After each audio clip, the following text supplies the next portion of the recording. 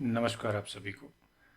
ये हम class 12th का जो क्वेश्चन पेपर सॉल्व कर रहे हैं। अब तक की मेरी जो 2 वीडियोस हैं उनमें आपने सेक्शन ए यानी एमसीक्यूज़ और सेक्शन बी के क्वेश्चंस का सॉल्यूशन हमने डिस्कस किया है, वो देखा आपने। और अब हम जो है सेक्शन सी के क्वेश्चंस को देखते हैं। ये जो पेपर हुआ है 8 मार्च को और 65-7 सीरीज़ का ये पेपर है और सेट 1 है हमारे पास इसका है। तो अलग अलग सेट्स में क्वेश्चंस में थोड़ा ऑर्डर का चेंज हो सकता है, वो आपको अपने सेट्स के हिसाब से देखना होगा। बट ये जो इस सीरीज़ का अगर आपका क्वेश्चन पेपर है तो आपको ये क्वेश्चन सारे लगभग मिल जाएंगे। हाँ, अगर आपकी ये सीरीज़ थोड़ा चेंज है तो आपको क्वेश्चंस चेंज भी मिलेंगे, फिर अलग क्वेश्चन हो जाएंगे। तो इस सीरीज़ में अगर आप हैं तो आपको इसमें जो हम क्वेश्चंस डिस्कस कर रहे हैं वो आपको मिल जाएंगे। तो हम सीधे सेक्शन सी की तरफ बढ़ते हैं। सेक्शन ए और बी हम ऑलरेडी डिस्कस कर चुके हैं, तो ये सारे क्वेश्चंस हम लोग डिस्कस कर चुके हैं। सेक्शन बी हमारा यानी 2 मार्क्स के क्वेश्चन हम लोग कंप्लीट कर चुके हैं। अब आ जाते हैं सेक्शन सी में, जो कि 3 मार्क्स के क्वेश्चंस हैं। तो सेक्शन सी के क्वेश्चंस को देखते हैं, किस तरह के क्वेश्चंस पूछे गए हैं और कैसे हम इन्हें सॉल्व करेंगे, ये हम समझने की कोशिश करते हैं। तो ये हमारे पास सबसे पहला क्वेश्चन है सेक्शन सी का 26 क्वेश्चन जो हमारे पास है। अब यहाँ पर भी आपको इंटरनल चॉइस मिलेंगी, हम तो दोनों क्वेश्चंस को हम डिस्कस करेंगे। तो 26 का ई पार्ट हम सबसे पहले देखते हैं। ये फिर से हमारे पास एक फंक्शन आ गया है जो कि बाइजेक्टिविटी प्रूफ करने का है। इससे पहले भी हमने सेक्शन बी में एक क्वेश्चन इसी तरह का डिस्कस किया था। तो अब की बार हमारे पास जो फंक्शन है F X is equal to वो है 4x³ minus 5 for all x belongs to R. तो जैसा कि हम देख पा रहे हैं कि यहाँ पे शो दैट लिखा हुआ है, इसका मतलब ये फंक्शन बाइजेक्टिव तो है, हमें केवल दिखाना है, हमें डिस्कस या चेक नहीं करना है कि ये बाइजेक्टिव है।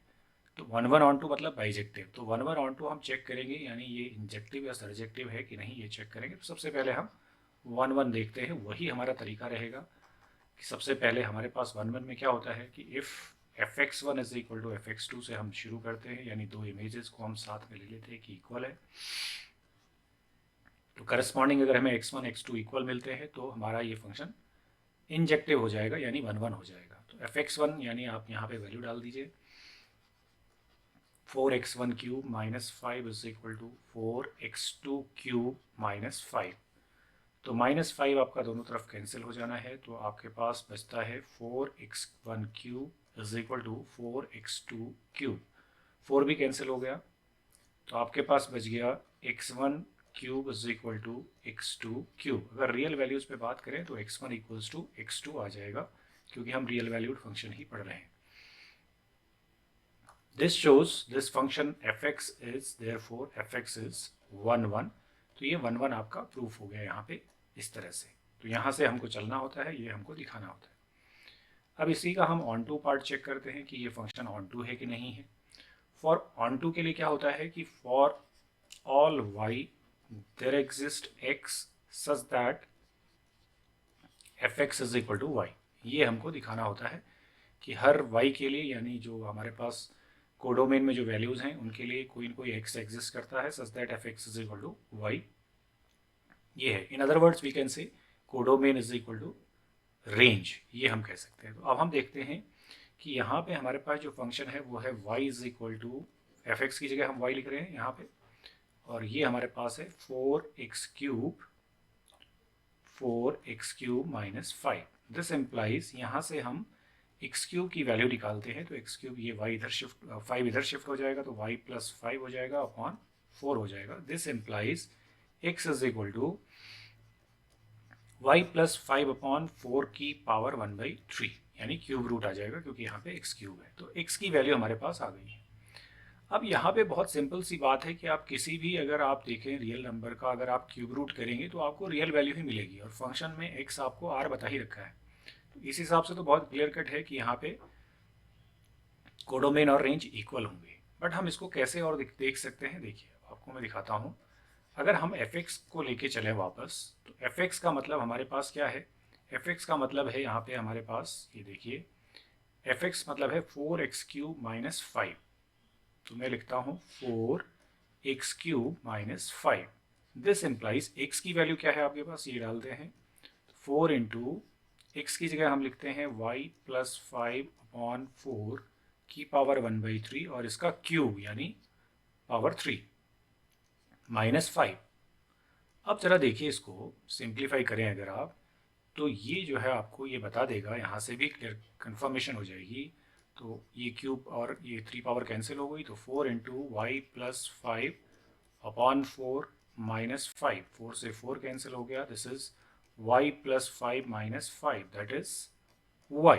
तो मैंने आपसे कहा था कि F X equals to Y ही आपको देखना होता है, यानी codomain is equal to range देखना होता है। इन अदर वर्ड्स भी आप कह सकते थे कि अगर यहाँ से आप इस जगह पे से देखिए, तो यहाँ पे जो x है वो रियल है, y की आप y प्लस 5/4 अगर आप ये कोई भी यहाँ पे रियल नंबर का क्यूब रूट करेंगे तो आपको कोई ना कोई रियल वैल्यू मिल जाएगी। So this shows this fx is on2। तो आपने पहले आपने 1 दिखा दिया, अब आपने on2 दिखा दिया।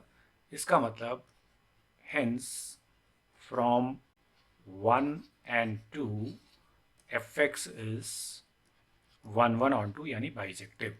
तो 1 on2 आपने प्रूव कर दिया है। तो ये 3 मार्क्स का क्वेश्चन आपका सिंपल सा क्वेश्चन है, इस तरह से हमने इसको करना था।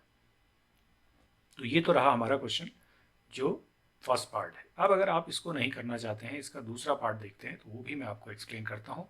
तो हम इसको इरेज कर लेते हैं, इसको आप देख लें अच्छी तरह से। तो अगर आपने इस तरह से किया है तो ये पूरे क्वेश्चन में इसमें पूरे मार्क्स आपको मिल जाएंगे, कहीं कटने का कुछ चांस है नहीं। Okay, let me show you the second part of this same question. इसी का अगर आप चॉइस वाला क्वेश्चन करना चाहते हैं उसको भी हम डिस्कस करते हैं, यानी बी पार्ट हम डिस्कस करते हैं। सेम क्वेश्चन है, क्वेश्चन नंबर 26। जरा देखिए, बी पार्ट में आर एक रिलेशन है, नेचुरल नंबर्स का सेट है, और किस तरह से डिफाइंड है ये देखिए, एक ऑर्डर्ड पेयर के फॉर्म में डिफाइंड है, सच दैट इन दोनों का जो प्रोडक्ट है is a square of natural number. ये हमको बताया हुआ है, for all X Y belongs to N. ये चेक करना है कि ये इक्विवेलेंस है कि नहीं है। तो इस रिलेशन की इक्विवेलेंसी चेक करने के लिए सबसे पहला काम क्या करेंगे, रिफ्लेक्सिविटी चेक करेंगे। रिफ्लेक्सिविटी आप जब चेक करेंगे तो सबसे पहले आप डेफिनेशन देंगे। रिफ्लेक्सिविटी की डेफिनेशन है कि एक्स आर एक्स इस तरह का होना चाहिए, for all X belongs to the set given, यानी यहाँ पे अगर नेचुरल नंबर है तो ऐसा। ये तो इसकी डेफिनेशन है, यानी एक एलिमेंट जो है खुद के साथ में रिलेशन बनाना चाहिए। बट इस डेफिनेशन के हिसाब से क्या होगा, ज़रा ध्यान से देखते हैं। अगर हम x, x लेते हैं सच दैट, तो x इंटू एक्स होगा यानी एक्स वाई है, यानी जो कि एक्स स्क्वायर है। तो एक्स स्क्वायर जो है इज अ परफेक्ट स्क्वायर, दिख ही रहा हमको, परफेक्ट स्क्वायर हो जाएगा x, क्योंकि कोई नेचुरल नंबर है, square of a natural number x belongs to n। तो एक्स स्क्वायर आ गया, यानी किसी न किसी नंबर का, यानी हर नेचुरल नंबर अगर आप यहाँ पे कुछ भी ले आइए, 1 इंटू 1, 2 इंटू 2, 3 इंटू 3, तो ये खुद के साथ रिलेट हो रहा है, यानी परफेक्ट स्क्वायर बना रहा है। तो इसका मतलब है जो आपका आर है वो रिफ्लेक्सिव तो है, तो रिफ्लेक्सिव तो प्रूफ हो गया। अब हम देखते हैं सेकेंड, सिमेट्री। क्योंकि इक्विवेलेंस रिलेशन है तो तीनों रिलेशन हमको चेक करने पड़ेंगे, तो सिमेट्री लिखते हैं। सिमेट्री की पहले डेफिनेशन दे दें आप। सिमेट्री की डेफिनेशन क्या कहती है कि अगर एक्स आर वाई है, दिस इम्प्लाइज, ये इफ है, this implies Y R X for all X comma Y belongs to N. यानी अगर एक्स वाई के साथ रिलेट कर रहा है तो वाई एक्स के साथ भी रिलेशन बनाएगा। ये हमारी कंडीशन है सिमेट्री की। अब यहाँ पे देखिए, एक्स आर वाई का क्या मतलब है, this means xy is a square। xy जो है वो स्क्वायर ऑफ नेचुरल नंबर, ठीक है। नेचुरल नंबर्स आपका ये किसी नंबर का स्क्वायर है अगर xy। तो अगर xy स्क्वायर है, दिस इम्प्लाइज दैट yx, तो ऑर्डर चेंज करने से क्या फर्क पड़ने वाला है, क्योंकि प्रोडक्ट तो वही आने वाला है। तो yx भी, yx is also square of natural number हो जाएगा, ये हम यहाँ लिख सकते हैं। क्योंकि अगर एक्स वाई जो प्रोडक्ट है वो स्क्वायर है किसी नेचुरल नंबर का, यानी मान लीजिए कुछ ऐसा हो कि 8 2 16 है, 16 4 का स्क्वायर है, तो 2 8 जब ही 16 ही होगा, तो क्या फ़र्क पड़ रहा है, तो वाई एक्स और एक्स वाई में कुछ फ़र्क पड़ेगा नहीं। This implies what, Y related to X for all X comma Y belongs to natural number. तो ये यहाँ पे इससे ये प्रूफ हो गया कि ये रिलेशन जो है देयरफॉर आर इज सिमेट्रिक, तो रिलेशन सिमेट्रिक भी है ऐसा हमें पता चल रहा है। तो दो चीज़ें तो प्रूफ हो गई। अब आते हैं तीसरा जो कि ट्रांजिटिविटी होती है। So let me show you third one, कि अगर आप ट्रांजिटिविटी चेक करेंगे, ट्रांजिटिविटी के लिए आपने क्या करना है, पहले डेफिनेशन देनी है। If X is related to Y and y is related to z, this implies x is related to z for all x, y, z belongs to natural number। अगर आपका x y के साथ relate है, y z के साथ, तो x z के साथ भी रिलेशन में आना चाहिए। अब इसको हम यहाँ चेक करते हैं हमारे इस रिलेशन में क्या ऐसा हो रहा है कि नहीं हो रहा है। सबसे पहले हम x r y को देखते हैं। It means X Y is a perfect square, perfect square.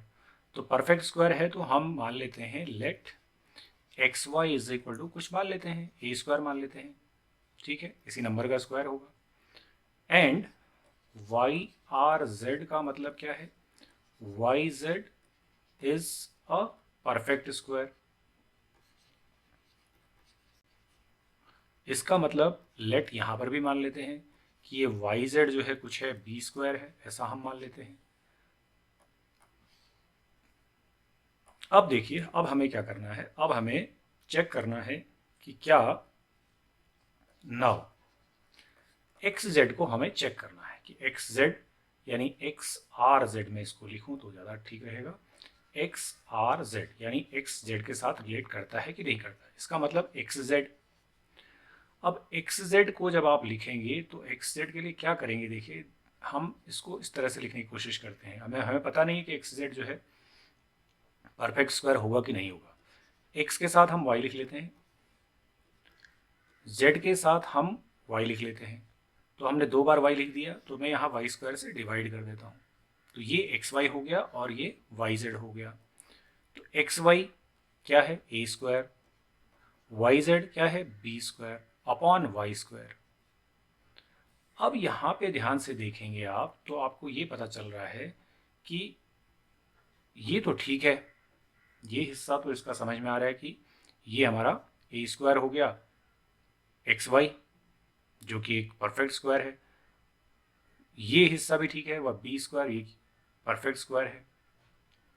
But ये जो वाई स्क्वायर है, तो ये नंबर को हमें देखना पड़ेगा। जो ये वाई है, ये वाई स्क्वायर क्या किसी नंबर का, नेचुरल नंबर का परफेक्ट स्क्वायर होगा कि नहीं होगा, ये देखना पड़ेगा। तो यहाँ पे एज एक्स वाई जो है वो हमारे पास ऑलरेडी हमें मालूम है कि एक्स वाई जेड सारे ये real number sorry natural number से हमने लिए हैं। तो यहाँ पे ये वाई स्क्वायर की वजह से हम ये कंफर्म नहीं हो सकते कि ये जो है परफेक्ट स्क्वायर होगा कि नहीं होगा पूरा का पूरा हिस्सा, क्योंकि ये दोनों आपके परफेक्ट स्क्वायर हैं। बट ये जब आप पूरा हिस्सा देखेंगे डिवाइड होकर के, तो ये परफेक्ट स्क्वायर आएगा कि नहीं आएगा, नॉन परफेक्ट स्क्वायर भी आ सकता है। जब ये A square into B square divided by Y square होगा तो फिर ये नॉन परफेक्ट स्क्वायर भी आ सकता है। तो it is not necessarily that this X is related to Z. So इससे हमारा ये कंक्लूजन है, ये लिख देंगे, is not necessarily perfect square, क्योंकि आपने ऑफ नेचुरल नंबर, क्योंकि जब आप ये दोनों तो परफेक्ट स्क्वायर है पता है, अगर इसको डिवाइड कर देंगे इससे तो क्या ये आपको परफेक्ट स्क्वायर मिलेगा नहीं मिलेगा, ये क्वेश्चन मार्क है, नहीं भी मिल सकता है। इसलिए हम कहेंगे therefore X is not related to Z. It means ये जो रिलेशन है आर इज नॉट, जनरल बात बोलनी होती है, ट्रांजिटिव। तो ये ट्रांजिटिव होना कंपलसरी नहीं है, ज़रूरी नहीं है। तो अगर ट्रांजिटिव नहीं होगा तो रिफ्लेक्सिव है, सिमेट्रिक है, तो ये इक्विवेलेंस तो हो नहीं सकता। हेंस हम लिखेंगे R is not an equivalence relation. तो ये इक्विवेलेंस रिलेशन नहीं है, ये यहाँ पे प्रूफ हुआ। रिफ्लेक्सिव है, सिमेट्रिक है, बट ट्रांजिटिव नहीं है। रिफ्लेक्सिव है, सिमेट्रिक है, ट्रांजिटिव नहीं है, क्योंकि ये इस तरह का एक्सप्रेशन आ रहा है जो कि परफेक्ट स्क्वायर होना जरूरी नहीं है। A square into B square upon Y square. तो ये रिजल्ट जो है आपके परफेक्ट स्क्वायर होगा किसी नंबर का, ये जरूरी नहीं, नॉन परफेक्ट स्क्वायर भी हो सकता है। तो नॉन परफेक्ट स्क्वायर नंबर भी आपका आ सकता है, ये ध्यान रखना है। तो ये आपका इस क्वेश्चन का सेकंड पार्ट हो गया। तो आई होप ये दो क्वेश्चन हमारे क्लियर हो गए। अगर आपने पहला वाला ऑप्ट किया है तो देखा आपने कैसे किया, और दूसरा वाला अगर इसमें चॉइस वाला किया है तो कैसे करना है, ये हमने डिस्कस किया। चलिए आगे बढ़ते हैं, नए क्वेश्चन पे आते हैं कि यहाँ पे हमारे पास 27 क्वेश्चन भी चॉइस में है। इसमें क्या है ये डिस्कस करते हैं। देखिए मैट्रिक्स का क्वेश्चन इस बार अलग तरीके से आया हुआ है, डायरेक्ट आपको ना करके आपसे कुछ CBQ कॉम्पिटेंसी बेस्ड जो क्वेश्चन कहता है, कोई स्टेटमेंट के फॉर्म में आया है। तो आपके पास देखिए इक्वेशन है, हम 27 का ए पार्ट डिस्कस कर रहे हैं। Equations are 2x + 5y - 1 = 0 and 3x + 2y - 7 = 0। तो सबसे पहले आप अपनी इक्वेशंस को ठीक से देख लेंगे। तो ये इक्वेशंस हमारे पास हैं, ये हमने नोट कर ली हैं, ठीक है। तो ये इक्वेशंस हमारे पास हैं, अब इनको हम सॉल्व करते हैं मैट्रिक्स मेथड से, चूँकि सॉल्व करनी है ये हमको बोला गया है इसमें। तो हम इसको देखते हैं किस तरह से हम इसे सॉल्व करेंगे। Represent the equations of two lines on which ants are moving on the ground using matrix method, find the common point। यानी आपको सॉल्यूशन करना है, सिंपल सी बात है, कॉमन पॉइंट आपको ढूंढना है। तो पहले तो इसे मैट्रिक्स फॉर्म में लिख लेते हैं। Ax = b हमारा मैट्रिक्स फॉर्म होता है, इस फॉर्म में इस इक्वेशंस को लिख लेते हैं, इन दोनों इक्वेशंस को। तो यहाँ से है 2 5, यहाँ से है 3 2, एक मैट्रिक्स हो गई। यहाँ पे आपका xy है, = ये दोनों हम इधर शिफ्ट कर देते हैं, =1 ये है, ये 7 है, ये ऐसा है। और हमें मालूम है कि इस तरह की कोई भी इक्वेशन है, x = निकालना है तो A 1 b करना पड़ेगा। ये हमें सॉल्यूशन का तरीका पता है, मैट्रिक्स मेथड में हमने बहुत सारे क्वेश्चन इस तरह से किए हुए। तो अच्छा है, क्वेश्चन 3 मार्क्स में आया है, इसलिए आपको ये 2/2 का ही सिंपल क्वेश्चन दे दिया है। अगर ये 5 में आता तो ये बड़ा क्वेश्चन होता, 3 वेरिएबल का होता। तो अब हम इसे सॉल्व करते हैं। सबसे पहले हमारे पास ये देखना है, सिंपल चीज़ें हैं, आप आराम से इसको देखिए, आपने किस तरह से इसको अटेम्प्ट किया है, चेक करिए। ये आपका ए है, इसका डिटर्मिनेंट चाहिए आपको। तो डिटर्मिनेंट क्या हो गया, 2 2 = 4 एंड -15, तो ये हो गया -11। तो ये तो आपका डिटर्मिनेंट आ गया इसका, 4 - 15 दैट इज -11। अब आपको क्या करना होता है, नेक्स्ट स्टेप है, जब आप इस तरह की इक्वेशन सॉल्व करते हैं तो आपको एडजॉइंट निकालना है। एडजॉइंट के लिए कोफैक्टर्स चाहिए और उनका ट्रांसपोज चाहिए। तो आप इसके पहले कोफैक्टर्स निकाल लेते हैं। तो C11 निकाल लेते हैं। C11 सिंपल है, इसमें कुछ ज़्यादा करना नहीं है। तो C11 जब आप निकालेंगे तो ये और ये छोड़ेंगे तो ये 2 हो जाएगा, पॉजिटिव ही आएगा। C12 करेंगे तो 1 और 2, तो ये नेगेटिव लिखा जाएगा, -3 हो जाएगा, क्योंकि ये प्लस है, अगला माइनस है। C21 करेंगे तो 2 और 1, तो ये -5 हो जाएगा। C22 लिखेंगे तो ये 2 और 2, ये पॉजिटिव होगा, यही 2 है आपके पास, ये आपके पास आ गया। इसके बाद आपका क्या तरीका है, एडजॉइंट लिखना होता है। एडजॉइंट A = जो भी ये मैट्रिक्स बनती है, यानी इसका ट्रांसपोज, किसका, C11 C12 C21 C22 का ट्रांसपोज करना होता है। यानी मैं यहाँ पे वैल्यूज़ डाल दूँ, अगर C11 है 2, C12 है -3, C21 है -5 और ये है 2, इसका ट्रांसपोज कर लीजिए। तो ट्रांसपोज करेंगे तो क्या आ जाएगा एडजॉइंट आपके पास, ये आ जाएगा 2 -5 -3 और 2। तो ये आपका एडजॉइंट ऑफ A आ गया। अब आपको इन्वर्स चाहिए, क्योंकि इन्वर्स ही निकालना है हमने, तो इन्वर्स निकाल लेते हैं। तो A 1 = हमने निकाला है डिटर्मिनेंट -11, तो -1/11 और ये 2 -5 -3 एंड 2, ये आपके पास ए इनवर्स आ गया। अब आप सॉल्व कर दें, इस वैल्यू को यहाँ पे डाल देंगे हम, कहाँ पे, x equals to A inverse B करेंगे, b आपके पास 1,7 है।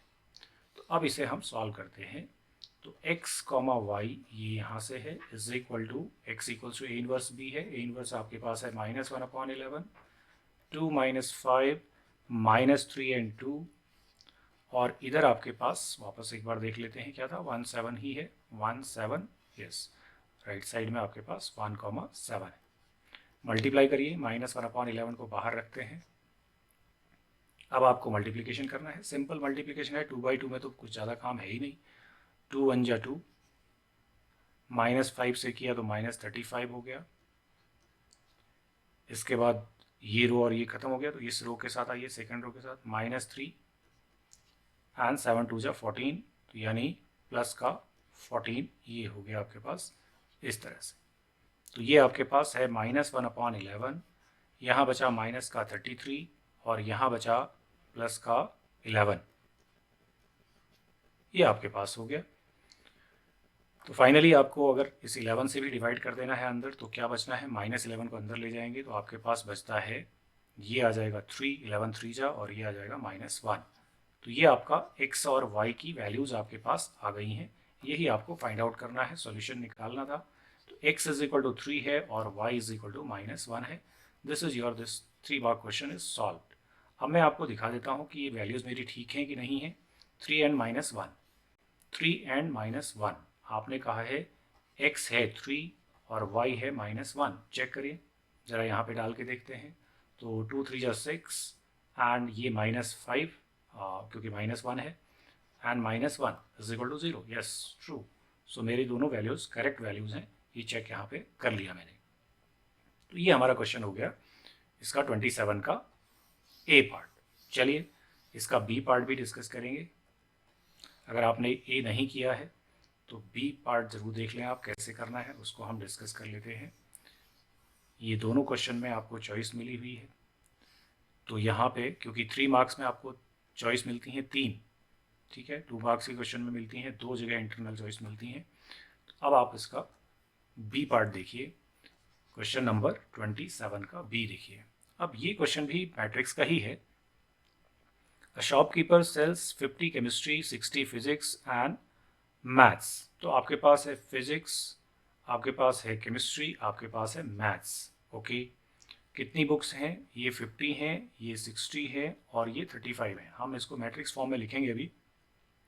ये डे 1 है, पहले दिन, day first, and day second में क्या हुआ, सेकेंड डे में जब सेल किया, and sells 40 chemistry, 45 physics and 50 maths, ये डे 2 में आपने सेल किया।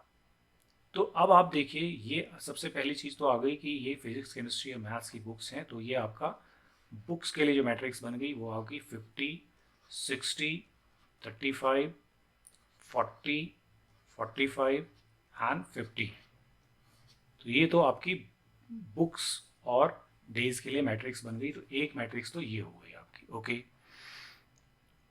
Selling price of each subject book is 150 chemistry, 175 physics and 180 maths. अब आप देखिए, ये ध्यान से देखना है, ये आपके पास है 2/3 की मैट्रिक्स।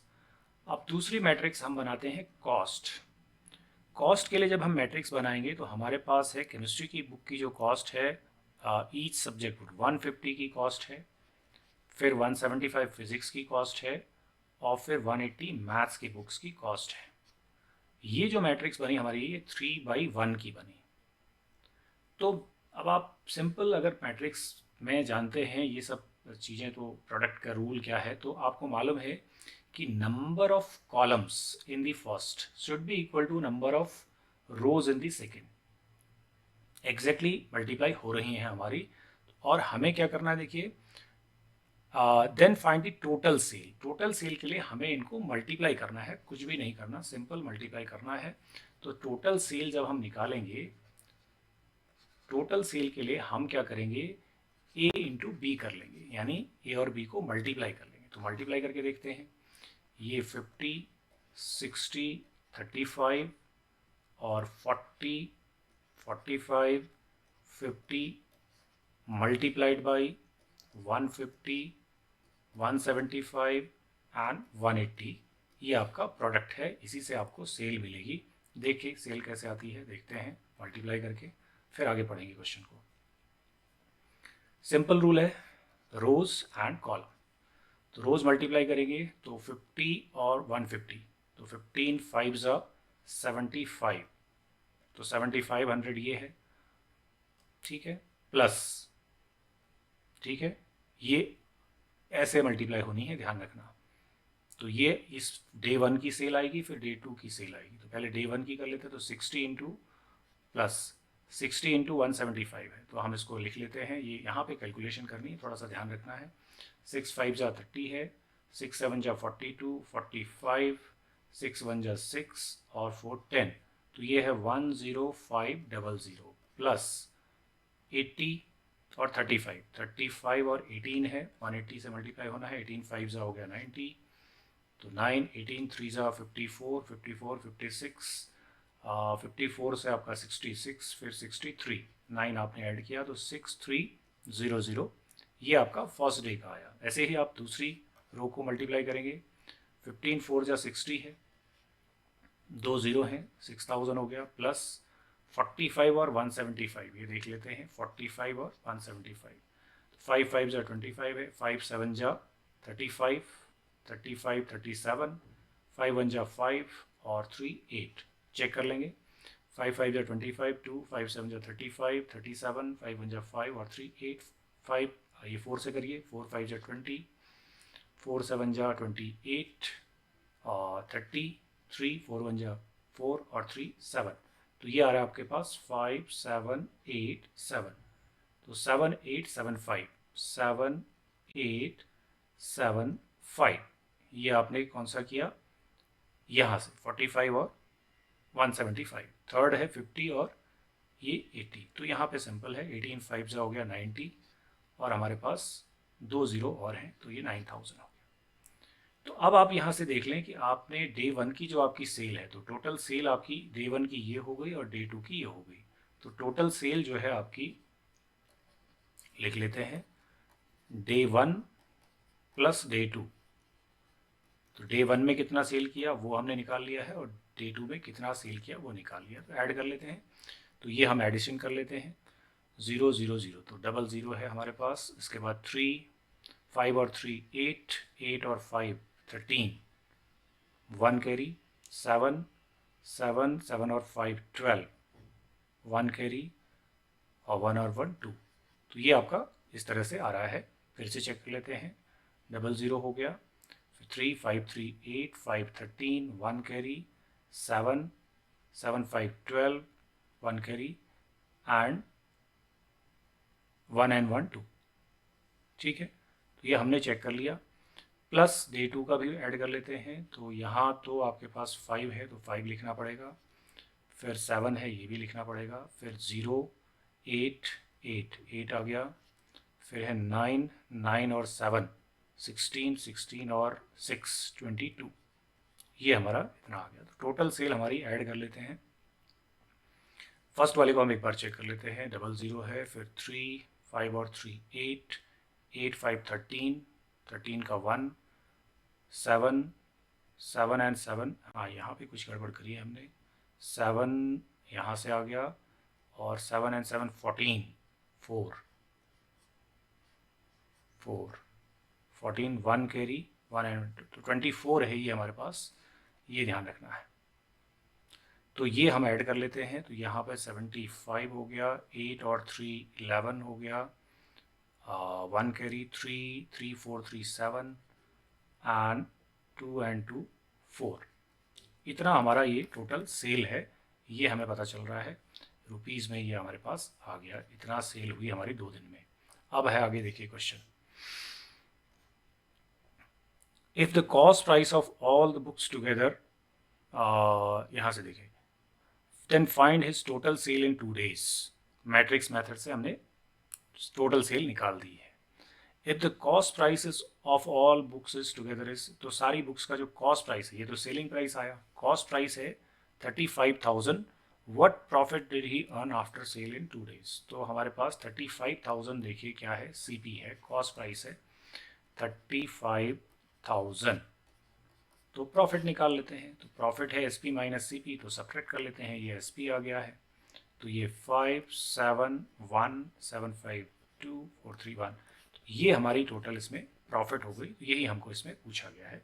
तो ये हमारा क्वेश्चन का सेकंड पार्ट है। तो इस तरह से करना था, सिंपल सा क्वेश्चन था, बस थोड़ा सा इसमें हमें चीज़ें कुछ इस तरह से दी थी कि कॉम्पिटेंसी बेस्ड जो हम कहते हैं, एक वर्ड, एक स्टेटमेंट के फॉर्म में, एक वर्ड प्रॉब्लम के फॉर्म में क्वेश्चन को दिया हुआ है। चलिए आगे बढ़ते हैं। तो ये क्वेश्चन हमने सॉल्व किया। कैलकुलेशन आप लोग देख लें, तो कैलकुलेशन का ही इसमें थोड़ा सा है, आप ठीक से अगर कैलकुलेट करेंगे तो आपका सॉल्यूशन, तो मेथड आपको समझ में आ गया होगा किस तरह से हमने करना है इसको। अब हम देखते हैं नेक्स्ट क्वेश्चन, क्वेश्चन नंबर 28। तो हमने 4 क्वेश्चन कर दिए, समझ लिए हम 2 ही क्वेश्चन किए, लेकिन दोनों में इंटरनल चॉइस हमारे पास थी। Now come to this question number 28। 28 में डिफ्रेंशिएट करना है। y इज इक्वल टू है स्क्वायर रूट लॉग है, फिर साइन है, फिर एक्स क्यूब अपॉन 3 है, -1 है, एंगल है, ये close with respect to X. तो सिंपल आपका फंक्शन है, इसको आपने यहाँ पे डिफ्रेंशिएट करना है। तो डिफ्रेंशिएट करने के लिए आपके पास एक तरीका तो सिंपल है कि आप चेन रूल से इसको डिफ्रेंशिएट कर लें। दूसरा तरीका ये है कि आप इसको लॉग लेके डिफ्रेंशिएट कर लें। तो हम इसको लॉग लेके करते हैं, तो आसान हो जाएगा थोड़ा सा। तो टेकिंग लॉग, जो कि ये आप समझ लो कि ये पावर क्या है, होल 1/2 पावर है। ठीक है, अगर मैं इसका रूट हटा दूं, तो रूट हटाने से पहले आप समझ लीजिए कैसा बनेगा ये। y इज इक्वल टू हो जाएगा log sine x cube upon 3 -1, ये यहाँ पे इस तरह से है लॉग के साथ में, और फिर इस पूरे की जो पावर है वो 1/2 है। तो हम इसमें अगर लॉग ले लेंगे तो ये बन जाएगा log y is equal to 1/2 log. ठीक है, 1/2 लॉग, और फिर अंदर भी लॉग है तो वापस उसको लिखना पड़ेगा हमें, log sine x cube upon 3 -1, and ये हमने लिख दिया इस तरह से। अब आप चाहे तो लॉग लेके करें, नहीं चाहे तो डायरेक्ट भी आप कर सकते हैं, ये ऐसा कुछ बहुत इसमें दिक्कत है नहीं। तो मैं आपको दोनों तरीके से बता देता हूँ। ये अगर लॉग लिया तो ये स्टेप आपका इस तरह से आएगा। अब आगे कैसे होगा ये देख लेते हैं। अगर आप ये लॉग लेके कर रहे होंगे तो ये 1/y डिवाइड बाई dx लिखा जाएगा। जब आप डिफ्रेंशिएट करेंगे, यहाँ लिखते हैं आप differentiating with respect to x, तो ये आपका आ जाएगा 1/2 लॉग x ट्रीट करेंगे तो ये आ जाएगा 1/x। लॉग x का 1/x होता है, चेन रूल तो लगना ही है, तो 1/log sine x cube upon 3 -1, ये इस तरह से कुछ आ जाना है। फिर d/dx ऑफ ये अलग से होना है, एक बार तो आपने log का लगा दिया, फिर d/dx ऑफ आएगा log sine x cube upon 3 -1, इस तरह से ये आ जाएगा। पहले आपने 1/2 किया, इस वाले का log का किया तो log x 1/x हो गया। ठीक है, 1/x, x ये आपका है, log ये था। अब आप इसका करेंगे तो फिर से एक बार ये आएगा, तो ये 1/2 1/log sine x cube upon 3 -1, ये लिखेंगे। फिर यहाँ पे log है तो ये 1/साइन एक्स क्यूब अपॉन 3 क्योंकि log x का फिर से ये आपका 1/x हो जाएगा। फिर d/dx ऑफ क्या अगला आएगा, साइन एक्स क्यूब अपॉन 3 -1, ये आएगा। अगले स्टेप में देखें तो 1/2 1 ये मैं पहले लिख देता हूँ, साइन एक्स क्यूब अपॉन 3 -1 एक है, इनटू लॉग है साइन एक्स क्यूब अपॉन 3 -1 ये है, इनटू जब आप इसका डिफ्रेंशिएशन करेंगे तो साइन एक्स का कॉस एक्स होगा, तो कॉस एक्स क्यूब अपॉन 3 -1 हो जाएगा।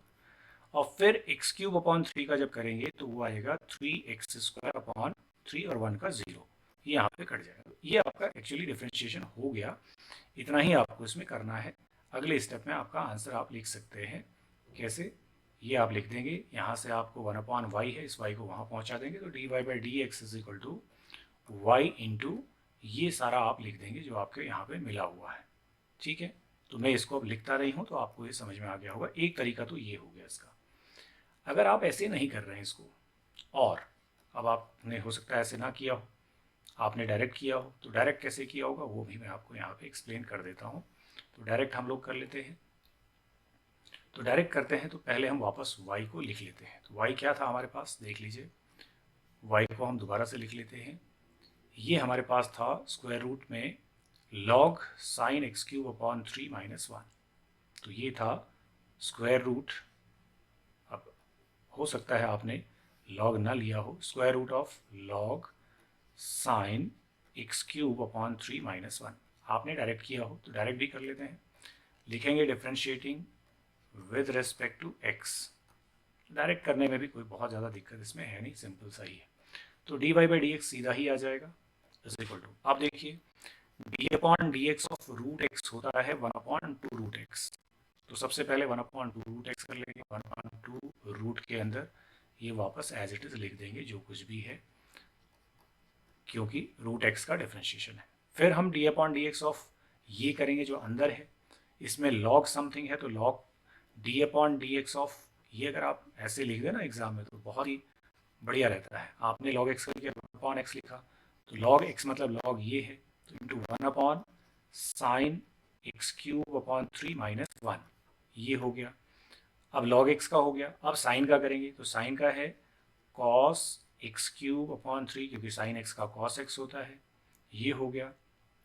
अब बचा एक्स क्यूब अपॉन 3 माइनस 1 का, तो माइनस 1 का तो जीरो ही हो जाएगा। एक्स क्यूब अपॉन 3 का क्या हो जाएगा, 3x स्क्वायर अपॉन 3, ये और मल्टीप्लाई में आ जाएगा। तो ये आपका इतने एक ही लाइन में आंसर है। अगर आप जानते हैं तो 3 मार्क्स आपको डायरेक्टली यहाँ पर मिल जाएंगे। तो आपको लॉग लेने की ज़रूरत नहीं है, आप चेक कर लीजिए आपने किस तरह से इसको किया हुआ है। तो ये हमारा क्वेश्चन हो गया। नेक्स्ट आगे बढ़ते हैं। तो इसमें अब ज़्यादा कुछ करने के लिए है नहीं, तो इतना ही आप इसका सोल्यूशन लिखेंगे जिस भी मेथड से आपने किया हो। अगर आपने डायरेक्ट चेन रूल लगाई है तो वैसे किया होगा, और अगर आपने लॉग लिया है तो फिर वैसे किया होगा। लॉग लेने में थोड़ा सा काम है ज़्यादा, बट आप डायरेक्ट भी जानते हैं चेन रूल को, तो डायरेक्ट आप इस क्वेश्चन को कर सकते हैं और पूरे मार्क्स इसमें आपको मिलते हैं, कोई दिक्कत है नहीं, क्योंकि अगर आपका डिफ्रेंशिएशन ठीक है तो मार्क्स कटने का कोई चांस नहीं है। Okay, question number 29। Among all pairs of positive integers with product as 289, आप देखिए all pairs of positive integers, तो let positive integers be x and y। बहुत ही सिंपल सा काम है। पॉजिटिव इंटीजर्स को हम मान लेते हैं r, x एंड y। तो हमें क्या दिया हुआ है, प्रोडक्ट दिया हुआ है 289। ये बहुत सिंपल सा एक स्टेटमेंट हमारे पास है। Find which of the two numbers adds up to the least. उनमें से किन दो का सम जो है वो लीस्ट है, ऐड करने पे लीस्ट आ जाए, तो सम जो है वो x प्लस वाई होगा। इसी को हमें लीस्ट करना है s को। तो यहाँ से आप y की वैल्यू निकाल लें, तो y की वैल्यू है 289 अपॉन x, और यहाँ पे इस वैल्यू को डाल देते हैं। x प्लस 289 अपॉन x ये है, और इसी को आप यूज करेंगे अपना मैक्सिमा मिनिमा का, चूंकि क्वेश्चन है लीस्ट मतलब मिनिमाइज करना है, मिनिमा आपने करना है। तो D S upon D x सबसे पहले करेंगे, स्टेप बाय स्टेप जाएंगे। सबसे पहले डिफ्रेंशिएशन करते हैं with respect to X. X का हो गया 1, और ये देखिए ये है प्लस 289, इसको तो मैं अलग लिख लेता हूँ। और d upon D X of 1 upon x होता है माइनस 1 अपॉन एक्स स्क्वायर, और मैं लिख देता हूँ माइनस 1 अपॉन एक्स स्क्वायर यहाँ पर। पहला स्टेप डिफ्रेंशिएशन होता है। दूसरा स्टेप होता है क्रिटिकल पॉइंट ढूंढना, यानी D S upon D X को जीरो करेंगे। जीरो करेंगे तो ये आप लिख लीजिए 1 minus 289 upon X square is equal to 0। This implies 1 is equal to 289 upon X square. This implies X square is equal to 289, X is equal to 17, क्योंकि हमें पॉजिटिव नंबर की ही बात करनी। ठीक है, तो आपका एक नंबर आपका 17 आ गया, और प्रोडक्ट आपके पास ऑलरेडी 289 है। This implies y is equal to 289 upon x that is 17, ये भी 17 ही आ गया। अब दोनों नंबर 17 आ गए हैं, ये हमको दिख रहा है। क्या अब सम लीस्ट है, इसके लिए हमें डबल डिफरेंशिएट करके देखना पड़ेगा। अब मैं करता हूँ डबल डिफरेंशिएशन। देखिए इस स्टेप का डबल डिफरेंशिएशन करेंगे तभी हमें मिनिमा मिलेगा। तो D square S upon D x square करना है आपको। 1 का हो गया 0, प्लस 289 ऐसे लिखते हैं, और माइनस 1/x² का, यानी माइनस साइन तो है ही यहाँ पे, तो -1/x² का जो डिफ्रेंशिएशन होगा इसी रूल से होगा। 1/x का अगर 1/x² होता है माइनस का, तो इसका -2 तो -2/x³ हो जाता है, ये ध्यान रखना है।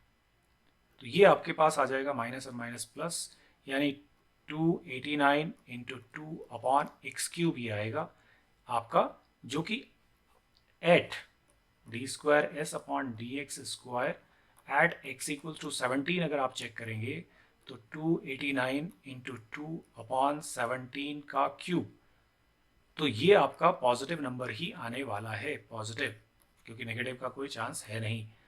तो यही हमें मालूम है कि if d² second order derivative is greater then 0, this shows, जो भी आपका फंक्शन है, यानी s यहाँ पे है, s इज मिनिमम, यहाँ पे हमारा सम था function minimum at x equals to 17 and y is equal to 17। ये आपका सॉल्यूशन इसका है। आपने अगर इस तरह से किया है तो ये आपको पूरे 3 मार्क्स देकर जाएगा this question. Okay, so this is our next question. तो आगे बढ़ते हैं। तो ये आपको समझ में आप चेक कर पा रहे होंगे। इसका सॉल्यूशन सिंपल सा क्वेश्चन हमें मैक्सिमा मिनिमा का ये दिया हुआ है। Let us move to another question.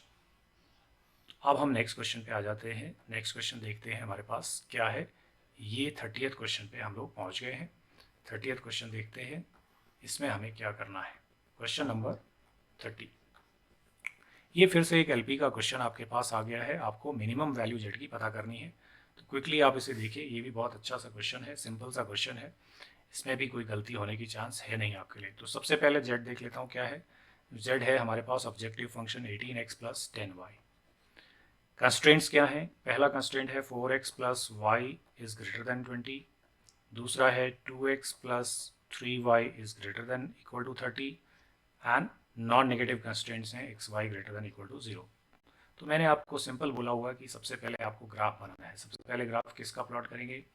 सबसे पहले हम प्लॉट करेंगे पहले कंस्ट्रेंट को, यानी 4x plus Y is greater than equal to 20। एक छोटी सी टेबल बना लीजिए। ये सारा काम आपने वहाँ पे दिखाना है करके। x 0 किया तो y 20 हो गया, y 0 किया तो x जो है यहाँ से 5 आ जाएगा, 4 5 जा 20। दूसरी आपकी जो इक्वेशन है वो है 2x plus 3y is greater than equal to 30। यहाँ पर भी एक छोटी सी टेबल बना लें आप। तो यही सब काम आपने करना है। मेरी पिछली वीडियोस में भी मैं यही सब एक्सप्लेन बार बार इस तरह के क्वेश्चंस कराए हैं मैंने।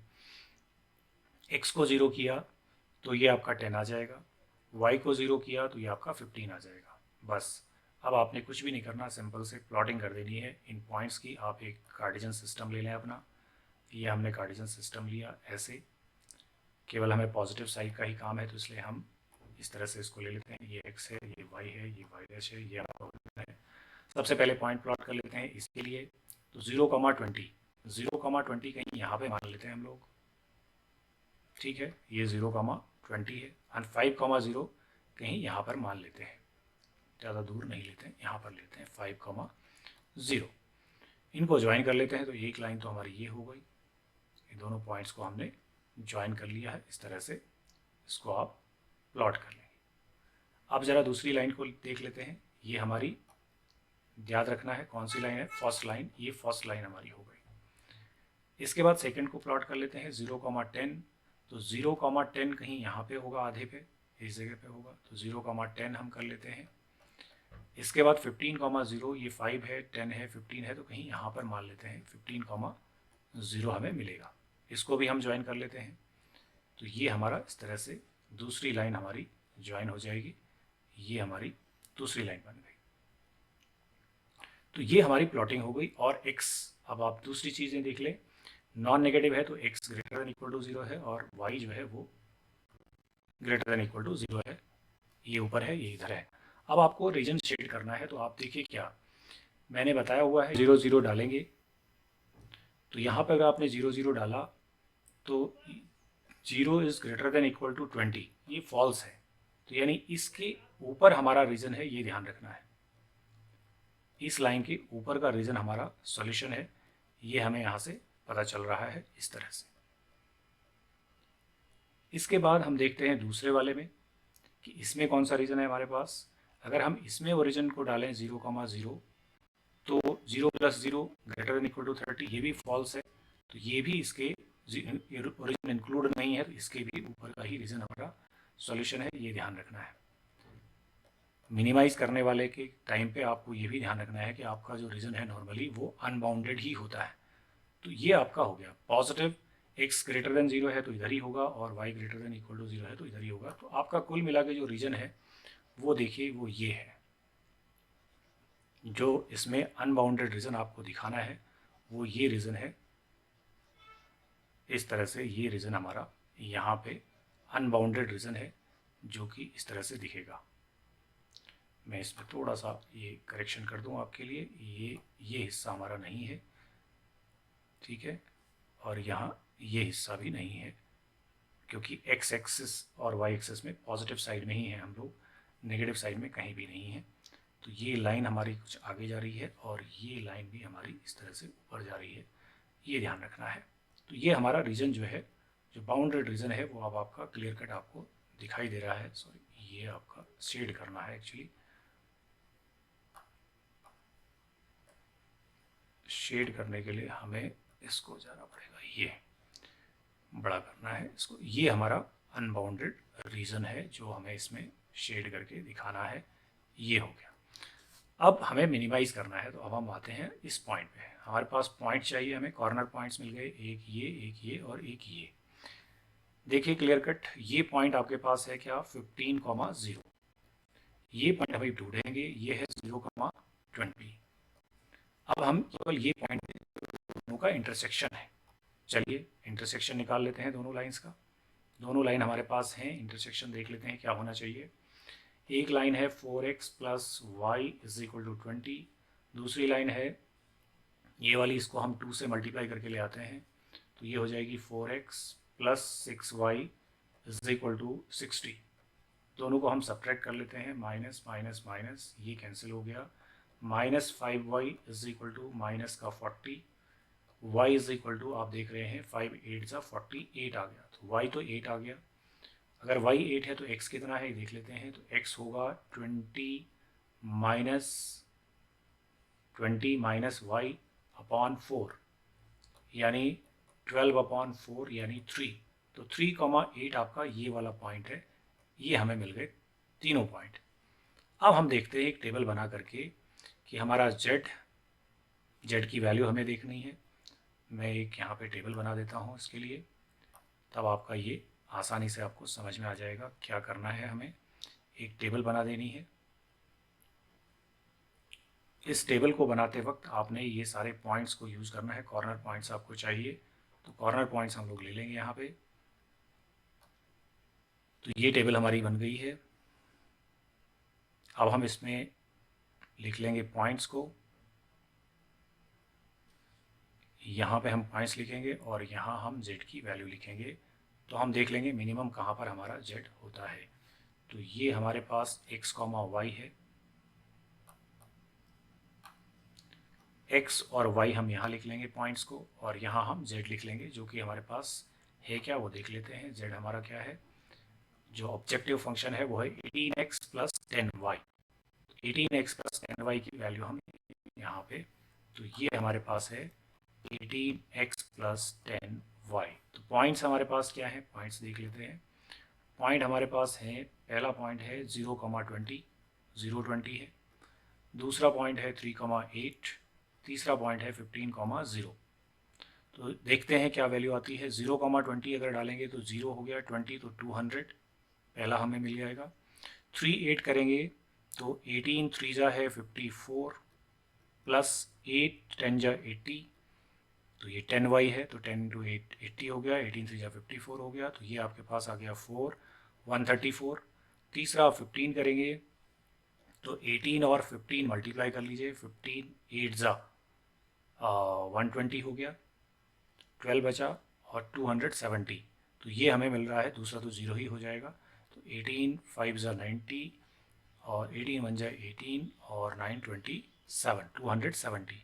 तो अब आप देख पा रहे होंगे कि मिनिमम जो है वो यहाँ पे है 3,8 पर, तो मिनिमम ही आपसे पूछा हुआ है, तो ये लिखेंगे therefore minimum value at x equals to 3 and y is equal to 8। तो ये मिनिमम हमें मिल गया है। इस तरह से हमें इस क्वेश्चन को सॉल्व करना था। मिनिमम वैल्यू ऑफ z आपको मिल गई है। मिनिमम वैल्यू ऑफ z क्या है वो भी हम लिख देते हैं। तो z इज इक्वल टू जो मिनिमम वैल्यू है वो है 134। ठीक है, ये भी आपको आंसर में लिखना है। मिनिमम वैल्यू कितनी है, कहाँ पर है, ये भी आपने देख लिया। सो this is your this question how you have solve this. तो ये हमारा डिस्कशन हो गया इस क्वेश्चन का। चलिए आगे बढ़ते हैं, इसको भी अब इरेज करते हैं। आपने देख लिया होगा कैसे आपने इसको सॉल्व किया है। अगर इस तरह से किया हुआ है तो ये इसका करेक्ट सॉल्यूशन आपका है। अब आपको स्टेप के हिसाब से ही मार्क्स मिलते हैं। अगर आपने ग्राफ ठीक बनाया है तो आपको मैक्सिमम मार्क्स मिल जाएंगे इसमें, और अगर आपकी ग्राफ में ही गलती है तो फिर इसमें मार्क्स मिलने के चांस बहुत कम रहते हैं। ग्राफ एक्यूरेट बनना ज़रूरी है। आइए क्वेश्चन नंबर 31 लास्ट क्वेश्चन है इस सेक्शन का, लेकिन दो पार्ट में है तो दोनों हम डिस्कस कर देते हैं। 31 का ए पहले डिस्कस करते हैं। तो अब आप देखिए ये क्वेश्चन वेक्टर से आ गया है। Scalar product of this vector.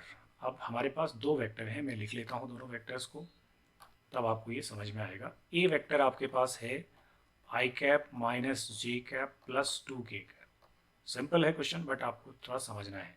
एक वेक्टर सी है, बी है 2i cap minus 4j cap plus 5k cap, और तीसरा वेक्टर एक और है सी जो है lambda i cap minus 2j cap minus 3k cap. बस अब क्वेश्चन पढ़ते हैं क्या कह रहा है क्वेश्चन में। स्केलर प्रोडक्ट यानी डॉट प्रोडक्ट की बात कर रहा है। पहली बात, of this vector with a unit vector. Unit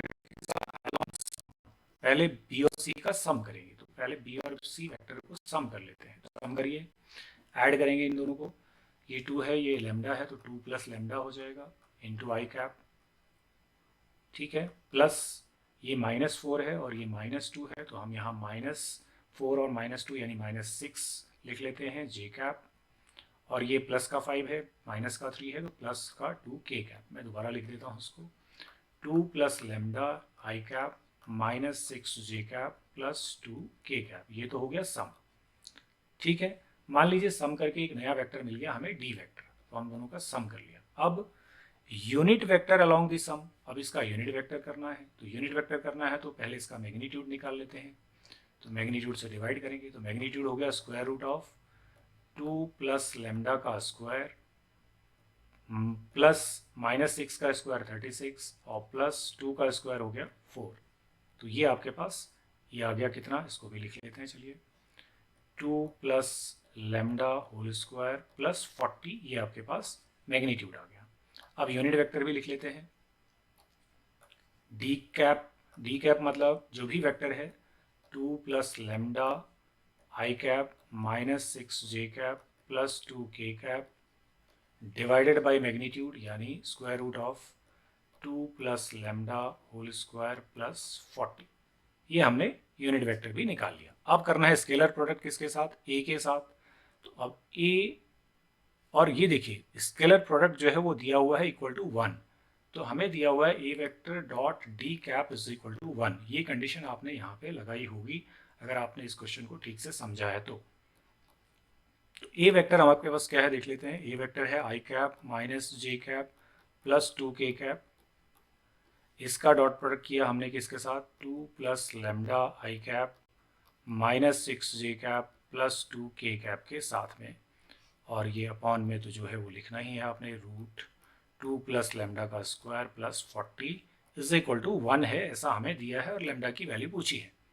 तो अब इसको सॉल्व करते हैं। देखिए सिंपल सोल्यूशन है, अगर आपने ध्यान से इसको करना है तो ये आप देखिए डॉट प्रोडक्ट है तो 2 प्लस लेमडा आ जाएगा, -1 है और -6 है तो प्लस का 6 हो जाएगा, 2 है और 2 है तो ये 4 हो जाएगा, अपॉन जो रूट में है उसको आप एज इट इज़ लिखिए, 2 plus lambda whole square plus 40 is equal to 1। आप इसको इधर ले जाइए, सॉल्व करना है अब तो ये हो गया 2 plus lambda plus 10 is equal to, ये पूरा का पूरा इधर चला जाएगा, 2 प्लस लेमडा का होल स्क्वायर प्लस 40, तो ये लेमडा प्लस 12 है, इज इक्वल टू ये आपका 2 प्लस लेमडा का स्क्वायर प्लस 40 है। स्क्वायरिंग करेंगे तभी हटेगा रूट, तो SBS कर लेते हैं, स्क्वायरिंग बोथ साइड्स, तो लेमडा प्लस 12 का whole square is equal to 2 plus lambda whole square plus 40। Squaring करिए, lambda square plus 144 plus 24 lambda is equal to 4 plus lambda square plus 4 lambda plus 40। तो ये अब आप इसको सिंप्लीफाई करेंगे तो लेमडा स्क्वायर तो आपका कट गया, इसके अलावा बाकी चीज़ें जो बची हैं उनको हम यूज़ करते हैं सॉल्यूशन के लिए। चलिए आगे बढ़ें थोड़ा सा, ये देखते हैं सॉल्यूशन कैसे आएगा। ये 24 लेमडा है, ये 4 लेमडा है, तो आप इधर ले आइए, 20 लेमडा ये बच गया हमारे पास, नंबर सारे उधर ले जाते हैं, ये 4 और 44 ये है, ये और ये मिलके माइनस 144 यहाँ से लिख लेते हैं, तो 20 lambda is equal to minus 100, lambda is equal to minus 5। तो इसका आंसर है लेमडा इक्वल्स टू माइनस 5। आप चेक कर लें अपना आंसर, आपने कैसे इसको किया था, ये आपका क्वेश्चन किस तरह से होना है। थोड़ा ठीक ठाक क्वेश्चन था, थोड़ा इसमें चीज़ें थी जो आपको समझ के करनी थी। तो ये हुआ आपका ए पार्ट। ज़्यादातर स्टूडेंट्स ने ये बी पार्ट इसका अटेम्प्ट किया होगा, तो हम इसका बी पार्ट डिस्कस करते हैं, जो कि शॉर्टेस्ट डिस्टेंस का क्वेश्चन है।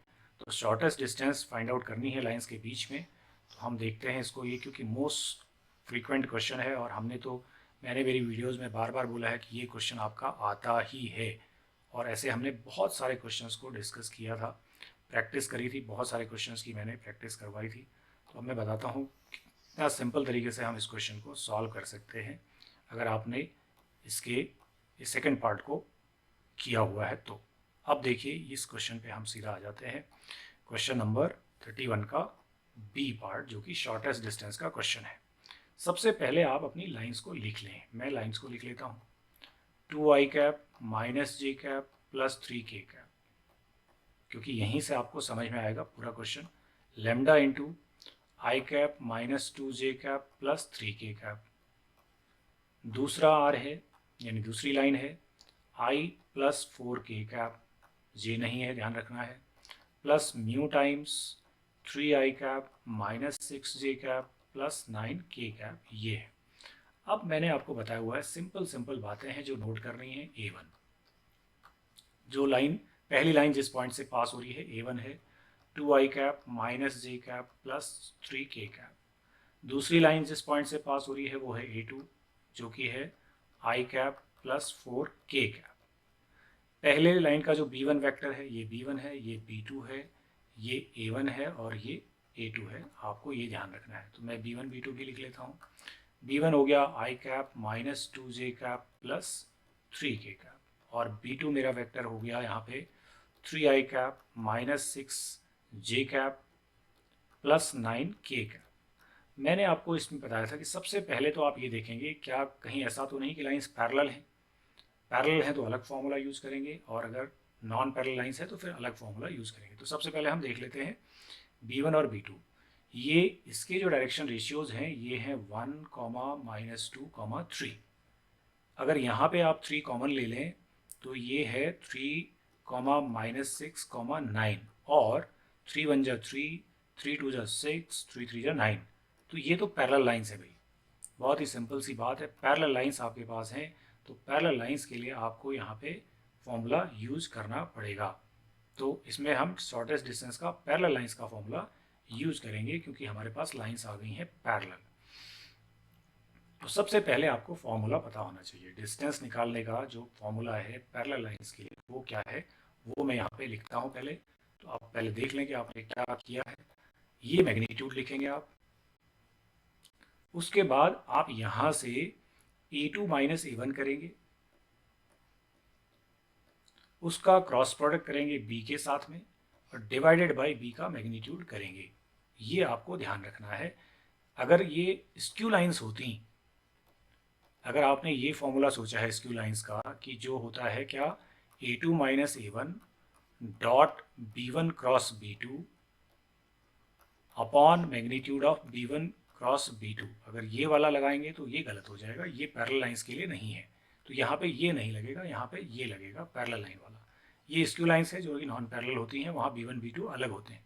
यहाँ हमको दिख रहे हैं B1 B2 तो सेम है, तो लाइंस पैरेलल हैं, तो इसलिए हम यहाँ पे ये फॉर्मूला यूज़ करेंगे, ये ध्यान रखना है। आइए चलो करते हैं इसको। सबसे पहले हम A2 माइनस A1 निकाल लेते हैं। A2 माइनस A1 सब्ट्रैक्ट करना है, तो A2 माइनस A1 तो I माइनस 2, यानी A2 में से ही कर रहे हैं तो ये माइनस आई कैप हो गया, J है नहीं तो ये माइनस A तो प्लस J कैप हो गया, 4 माइनस 3 तो ये K कैप हो गया आपके पास, ये तो आपका A2 माइनस A1 आ गया। B आप कोई सा भी, दोनों में B तो आपको दिख ही रहा है कि पैरेलल लाइंस है तो सेम है, तो B ले लेते हैं हम। B हमारे पास हो गया I cap minus 2J cap plus 3K cap. अब हम इनका क्रॉस प्रोडक्ट कर लेते हैं, तो A2 माइनस A1 और इसका क्रॉस प्रोडक्ट किसके साथ, B के साथ क्रॉस प्रोडक्ट कर रहा है, तो क्रॉस प्रोडक्ट देख लीजिए वेक्टर्स का कैसे होता है, IJK। तो A2 माइनस A1 ये है, तो हमारे पास है माइनस 1 1 1 और यहाँ है 1 माइनस 2 एंड 3।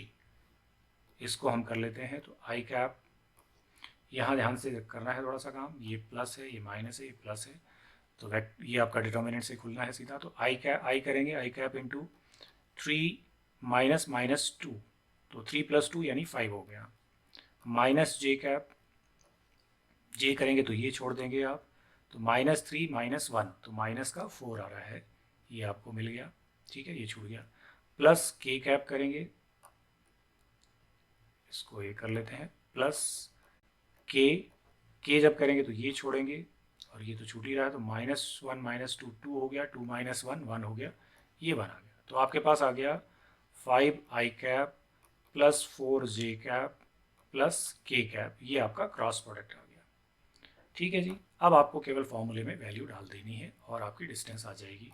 तो distance is equal to magnitude, ये क्रॉस प्रोडक्ट है तो इसको यहाँ लिखिए 5I cap plus 4J cap plus K cap divided by magnitude of B। B का मैग्नीट्यूड क्या होगा देख लेते हैं, B का मैग्नीट्यूड होगा 1 प्लस 4 प्लस 9, तो ये भी चूंकि आपको मैग्नीट्यूड में लिया है तो ये भी आपको रूट में लिखना पड़ेगा, ये हो जाएगा 25 प्लस 16 प्लस 1 अपॉन, ये तो आपको दिख ही रहा है 9 और 4 13 और 1 14, रूट 14, तो ये आपके पास हो गया कितना 25 है, 25 और 16 41 42, रूट 42 ये आपके पास आ गया अपॉन रूट 14 ये आ गया, 14 3 जा होता है तो आपका रूट 3 ये वैल्यू आएगी डिस्टेंस की। ये आपने ध्यान रखना है, इस क्वेश्चन का आंसर ये आपका, अगर आपने फर्स्ट पार्ट नहीं किया है, ये किया है, तो आपको ये ध्यान रखना था कि इसमें हमें shortest distance between parallel lines का फॉर्मूला यूज़ करना है, क्योंकि हमारी दोनों लाइंस जो है वो पैरेलल लाइंस हैं। यहाँ को ये बहुत ही सिंपल तरीका होता है, मैंने तो मेरी वीडियोस में कई बार ये बताया हुआ है कि दोनों के आप डायरेक्शन रेशियो चेक कर लें पैरेलल वेक्टर के, अगर वो प्रोपोर्शन में हैं, यानी A1/A2 B1/B2 और C1/C2 हो रहे हैं तो लाइन पैरेलल हो गई, तो 1/3 माइनस, देखिए वो ये क्या है 1/3 है, ये -2/-6 है और ये 3/9 है, तो सब तो सेम ही है, तो ये पैरेलल लाइंस का फॉर्मूला आपने यहाँ पे यूज़ करना है। इस तरह से आपका ये सेक्शन सी का आखिरी क्वेश्चन भी हमने डिस्कस कर दिया, तो आप लोग चेक कर सकते हैं कि आपने किस तरह से ये क्वेश्चंस को सॉल्व किया है। तो अब नेक्स्ट वीडियो में आप सेक्शन डी देखेंगे और फिर लास्ट वीडियो हम जो है वो केस स्टडीज़ के लिए डिस्कस करेंगे, तो इसके बाद में सेक्शन डी की वीडियो आपके ये डालूंगा इसमें। तो तब तक के लिए नमस्कार।